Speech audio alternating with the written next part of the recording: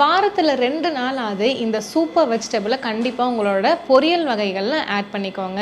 இந்த vegetable calcium, iron, protein, antioxidant, fever அப்போ immunity நல்லாவே பூஸ்ட் பண்ணி கொடுக்கறக்கும், ஒரு பயங்கரமான பிளட் பியூரிஃபையராகவும், வயிற்று புண்களை ஆத்துறக்கும், piles, constipation, fistula, bleeding piles இதுக்காகவும், asthma, dust allergy, nasal block, dry cough, நெஞ்சு சளி இது எல்லாத்தையுமே போக்குறக்கும், டயபெட்டிஸ்க்கு ஒரு அருமையான மெடிசனாகவும், எப்பவுமே டயர்டாக இருக்குது அப்படின்னு சொல்கிறவங்களுக்கு ஒரு எனர்ஜி பூஸ்டராகவும், kidney related issues, urinary problem இருக்கிறவங்களுக்கும் ஒரு அருமையான காய்கறி தான் சுண்டைக்காய். சுண்டைக்காய் வந்துட்டு குட்டியாக இருந்தாலும் பயங்கரமான அது ஒரு ஹெல்த் பாம் அப்படின்னே சொல்லலாம்.